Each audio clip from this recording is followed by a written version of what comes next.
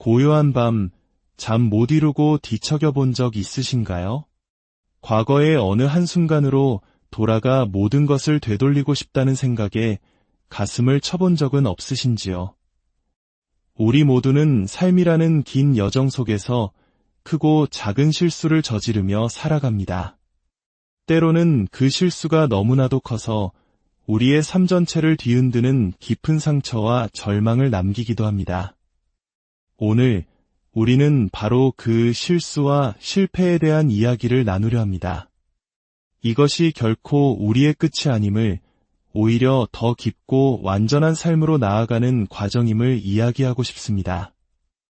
이 이야기가 당신의 마음에 작은 위로와 희망의 빛을 전할 수 있다면 잠시 시간을 내어 이 메시지를 주변의 소중한 이들과 나누어 주십시오. 당신의 구독과 좋아요는 저희가 이러한 희망의 이야기를 계속해서 만들어 나가는데 큰 힘이 됩니다. 주님의 은총이 당신의 나눔을 통해 더 널리 퍼져나가기를 소망합니다. 온전한 삶을 살기 위해 우리가 치러야 할 대가가 있다면 그것은 바로 실수일 것입니다. 그렇습니다. 실수는 충만한 삶을 위한 값비싼 수업료와 같습니다. 물론 우리가 그 실수를 통해 무언가를 배울 때에만 그러합니다. 사탄과 지옥의 권세는 우리의 실수를 물고 늘어지며 조롱하고 평생을 그 실패의 낙인 속에서 살아가도록 우리를 올가매려 합니다. 하지만 하늘의 아버지, 우리 하나님께서는 우리의 실수를 통해 우리를 새롭게 빚으시고 이전보다 더 아름답게 변화시키기 원하십니다.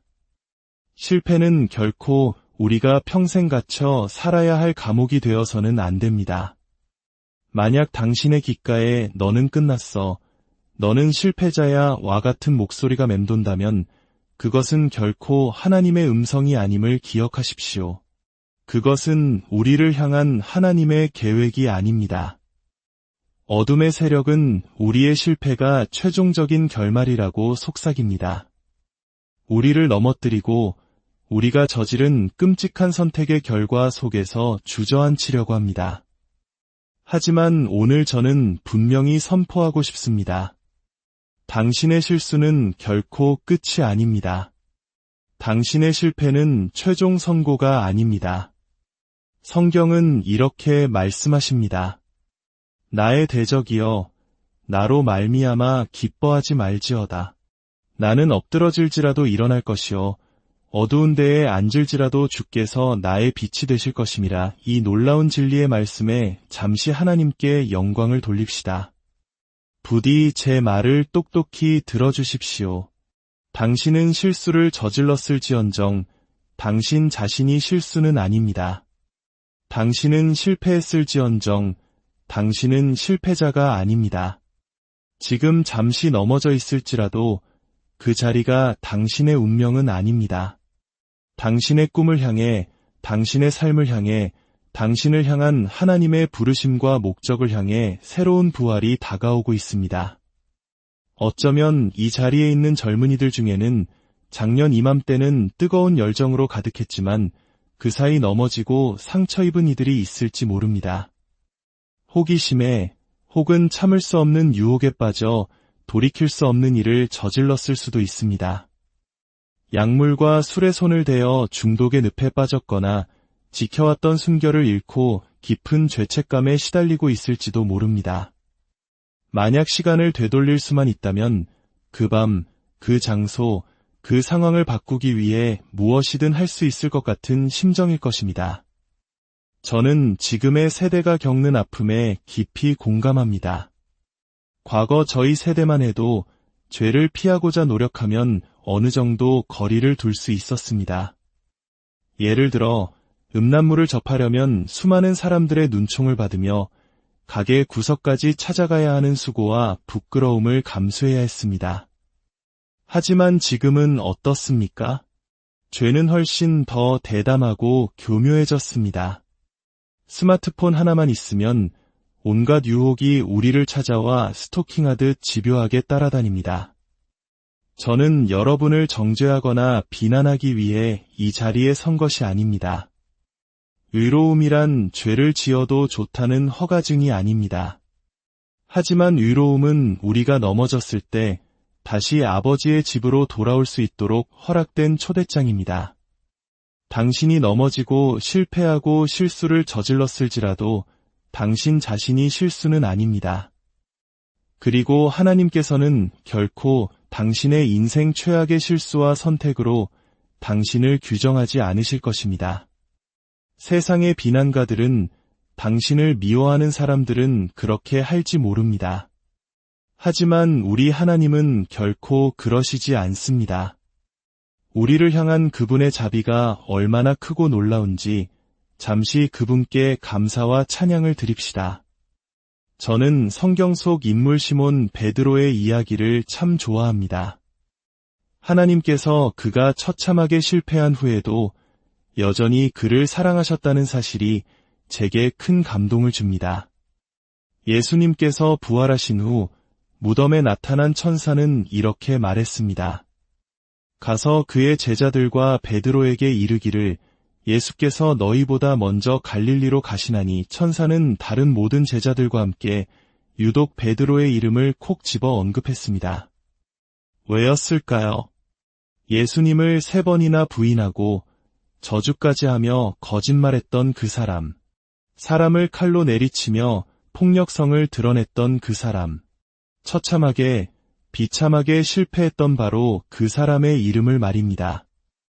예수님께서는 세상의 모든 비난가들에게 들으라는 듯이 말씀하고 싶으셨을 겁니다. 나는 나의 신실한 제자들도 믿지만 넘어진 나의 제자 또한 여전히 믿는다. 오늘 이 메시지는 바로 인생에서 실패하고 넘어져 사탄으로부터 너의 부르심은 끝났어. 너의 꿈은 산산조각 났고 내게는 아무런 희망도 미래도 없어 라는 거짓말을 듣고 있는 누군가를 위한 것입니다.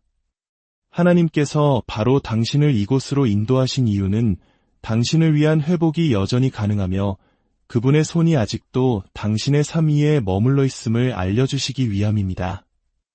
놀라운 사실은 오순절 날수많은 군중 앞에서 담대히 복음을 선포했던 사람이 다른 11 제자가 아닌 바로 실패했던 베드로였다는 것입니다.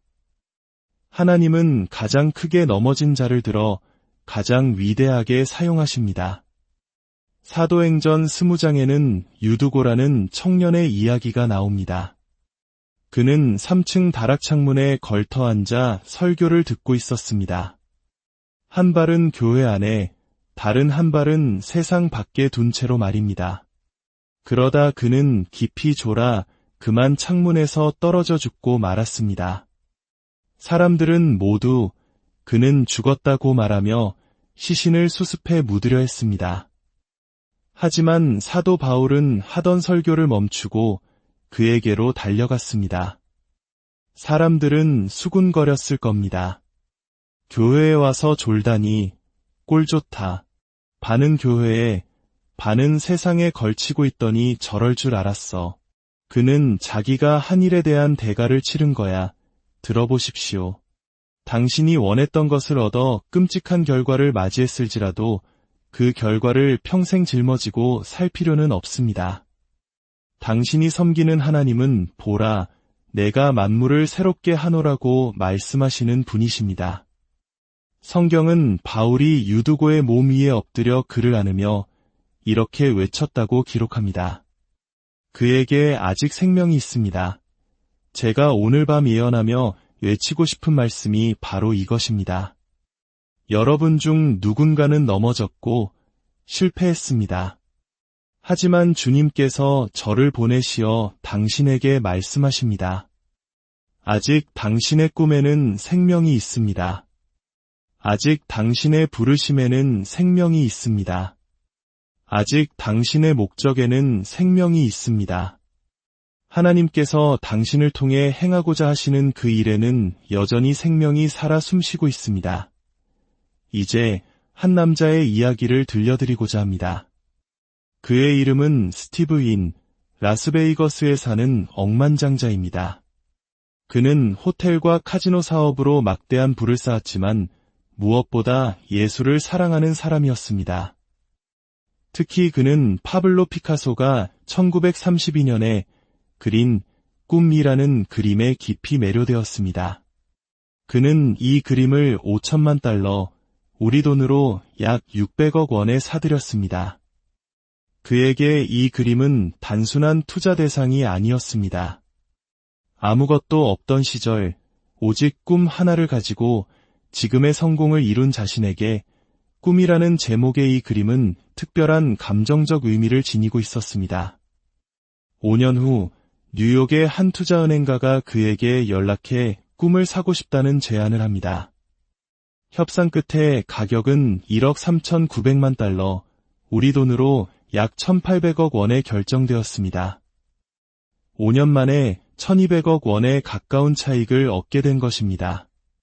스티브 위는 그림을 떠나보내기 전 성대한 송별 파티를 열었습니다. 세계적인 부호들과 유명인사들이 모인 그 파티에서 그는 그림을 옆에 세워두고 열정적으로 연설을 시작했습니다. 그런데 평소 안과 질환으로 거리 감각이 좋지 않았던 그는 과장된 손짓을 하다가 그만 중심을 잃고 비틀거렸습니다. 넘어지지 않으려 허우적거리던 그의 팔꿈치가 퍽하는 끔찍한 소리와 함께 캔버스 한가운데를 찍고 말았습니다. 순식간에 파티장은 정적으로 가득 찼습니다. 1,800억 원짜리 꿈이 그의 눈앞에서 무참히 찢겨나간 것입니다. 그는 즉시 뉴욕의 구매자에게 전화해 모든 상황을 설명하고 사과했습니다. 정말 죄송합니다. 꿈이 파괴되었습니다. 어떻게 이런 실수를 했는지 모르겠습니다. 하지만 그는 이어서 놀라운 말을 합니다. 걱정하지 마십시오. 제가 그 찢어진 그림을 다시 사겠습니다. 당신이 지불하기로 했던 1,800억 원을 그대로 드릴 테니 그 손상된 꿈을 제게 돌려주십시오. 그는 단지 미술품 수집가가 아니었습니다. 그는 진정으로 그 그림을 사랑하는 애호가였습니다. 그는 찢어진 꿈이 어두운 창고, 구석에 처박히는 것을 원치 않았습니다. 그는 1,200억 원의 이익을 포기하고 손상된 꿈을 되찾기로 결심했습니다. 이것이 바로 우리를 향한 하나님의 마음과 같습니다. 하나님은 우리가 완벽할 때만 가치 있게 여기시는 수집가가 아니십니다. 그분은 우리가 상처 입고 망가졌을 때에도 우리를 포기하지 않으시는, 우리를 사랑하시는 창조주이십니다. 스티브 위는 전 세계를 수소문하여 최고의 미술품 복원 전문가를 찾아냈습니다. 전문가는 찢어진 그림을 세심하게 살핀 후 말했습니다. 고칠 수 있습니다. 시간이 좀 걸리겠지만 복원이 끝나면 앞에서 봤을 때는 아무도 손상된 적이 있었다는 사실을 눈치채지 못할 겁니다. 복원이라는 단어에는 시다라는 의미가 포함되어 있습니다. 당신의 찢겨진 꿈을 하나님께서 진정으로 회복시키기 원하신다면 그분께 시간을 드려야 합니다. 조급해하지 마십시오. 조금씩, 아주 조금씩 그분께서 당신의 삶의 조각들을 다시 맞춰나가실 것입니다. 당신이 남은 조각들을 못 박히신 예수 그리스도의 손에 온전히 맡겨드릴 때 놀라운 일이 시작될 것입니다. 1년 후 그림은 완벽하게 복원되었습니다. 세계 최고의 감정가들도 감탄하며 흠잡을 데 없다고 평가했습니다. 앞에서 보면 그 그림이 끔찍한 상처를 겪었다는 사실을 아무도 알 수 없었습니다. 하지만 복원 전문가는 스티브 윈에게 이렇게 말했습니다. 그림을 뒤집어 보면 흉측할 겁니다. 복원 작업의 흔적과 상처의 자국들이 그대로 남아있을 겁니다. 하지만 이 뒷면에 상처가 있기에 앞면이 이토록 완벽하게 빛날 수 있다는 것을 아는 사람은 알게 될 것입니다. 제가 오늘 누구에게 설교하고 있는지 모르겠습니다. 하지만 주님께서 이렇게 말씀하시는 것 같습니다. 내가 너를 만져주고 회복시킨 후에 너는 내가 겪었던 일들처럼 보이지 않을 것이다. 너는 학대처럼 보이지 않을 것이고 실패처럼 보이지 않을 것이며 실수나 잘못된 선택처럼 보이지 않을 것이다. 우리의 삶도 마찬가지입니다. 겉으로 보이는 완벽함 뒤에는 수많은 상처와 아픔, 그리고 그것을 이겨낸 하나님의 은혜가 숨어 있습니다. 상처는 사역이 되고, 고통은 능력이 되며, 슬픔의 죄는 아름다움이 됩니다. 예수님의 몸에 남은 상처 자국을 보십시오. 그 상처가 있었기에 우리가 구원을 얻었습니다. 그가 찔림은 우리의 허물 때문이요. 그가 상함은 우리의 죄악 때문이라. 그가 징계를 받음으로 우리는 평화를 누리고 그가 채찍에 맞음으로 우리는 나음을 받았도다. 하나님은 당신이 회복되었고 온전해졌으며 치유되었다고 말씀하십니다. 당신의 삶을 향한 그분의 계획은 여전히 유효합니다. 당신이 겪은 고통 때문에 당신은 고통 속에서 찬양하는 법을 배우게 될 것입니다. 모든 것이 완벽할 때 찬양하는 것은 누구나 할 수 있습니다. 하지만 당신의 삶이 찢겨진 그림의 뒷면처럼 엉망일 때 하나님을 찬양하는 법을 배운다면 하나님께서 당신의 슬픔을 기쁨의 춤으로 바꾸시고 당신의 꿈을 회복시키실 것을 약속합니다. 이 이야기의 가장 놀라운 결말을 들려드리겠습니다. 복원이 끝난 1년 후 뉴욕의 그 투자자가 다시 스티브 윈에게 연락했습니다. 복원된 그림에 대한 소식을 들었습니다. 그 그림을 제가 사겠습니다. 예전에는 1,800억 원을 제안했지만 찢어지기 전의 가격이었죠. 상처 입고 회복된 지금 저는 1억 5,500만 달러, 우리 돈으로 2천억 원 이상을 지불할 용의가 있습니다. 상처를 겪고 고통을 이겨내고 실패를 딛고 일어선 그 꿈은 이전보다 훨씬 더 높은 가치를 지니게 된 것입니다. 당신의 삶도 마찬가지입니다. 넘어진 자리에서 예수님의 손을 붙잡고 다시 일어선다면 당신의 가치는 결코 줄어들지 않고 오히려 더욱 증가할 것입니다. 잠언은 말합니다. 의인은 7번 넘어질지라도 다시 일어나려니와 의로움은 당신이 얼마나 넘어졌느냐로 결정되지 않습니다. 의로움은 넘어진 후에, 실패한 후에 다시 일어서느냐로 결정됩니다. 당신의 고통을 찬양으로 바꿀 때 하나님께서 당신의 죄를 아름다움으로 바꾸실 것입니다. 혹시 지금 깨어진 관계, 끊을 수 없는 중독, 혹은 삶의 어떤 문제로 인해 당신의 삶이 갈기갈기 찢겨졌다고 느끼십니까? 오늘 하나님과의 관계를 바로 세우기로 결심하십시오. 당신의 깨어진 꿈 조각들을 치유하고 회복하실 수 있는 유일한 분, 예수 그리스도의 손에 맡겨드리십시오.